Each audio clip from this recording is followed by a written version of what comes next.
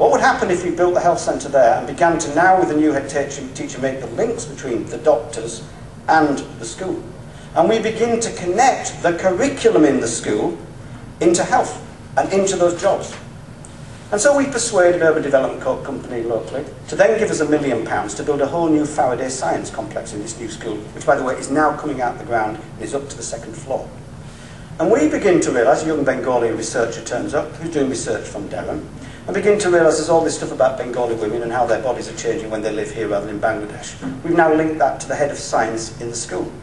We're now talking to Jamie Oliver's people about maybe in this new school putting a Ministry of Food there, right in the middle of the street, connected to the health centre, into the school, because of course lots of the problems of health are about diet. People are eating the wrong things. What does Jamie's people do? They get them in a room with cookers and begin to think about food.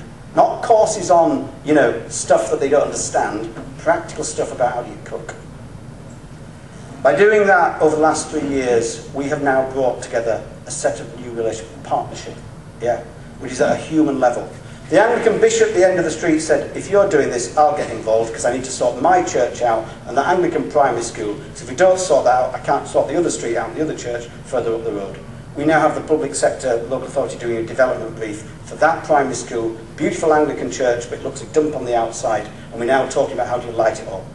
On the other end of the street is a Catholic church. I discovered there's 800 Vietnamese people using that every Sunday, but nobody noticed.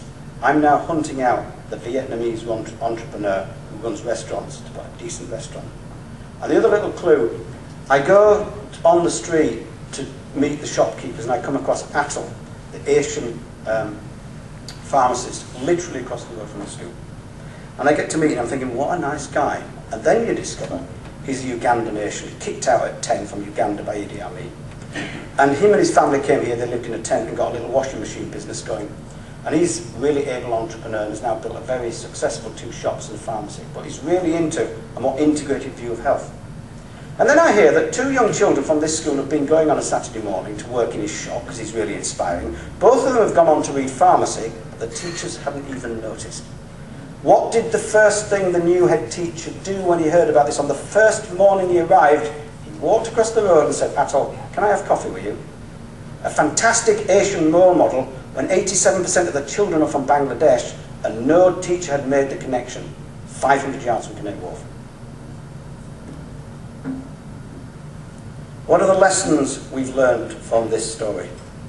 If you really want to build partnerships, it's about people and relationships. It's not about systems and structures and processes. The civil service do not know about this. Many of them have never built it.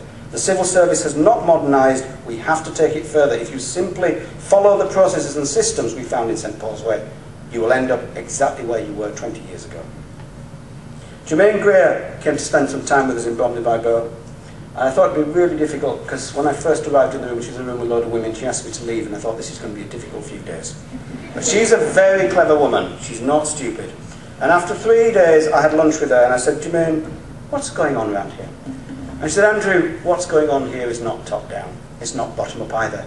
This idea that the poor know what they want is rubbish. They've only tasted 3 bottles of wine at the shelves at Tesco's, you're offering them 28. What's going on here, Andrew, is not top down and it's not bottom up either. It's inside out. What you are doing is spotting Zenith Rahman, the Bengali mother with twinkly eyes, and that little family project she wants to do, and you're backing her. And you're refusing to allow the public sector or anyone else to stand on her because she doesn't obey their rules, and you're allowing the flower to happen. And then she connects to Lilu and does another thing, and by year 8 she's got 52 staff, a person in every tower block, and a whole range of stuff. And by the way, she's now working with the Bengali community on St Paul's Way to sort out the problems in the mosque. She said, excuse me, Andrew, isn't this how the towns and cities of Britain were built? Isn't this how the real world works? If you want to do it, partnership is about people and relationships. It's not about structures and processes fundamentally.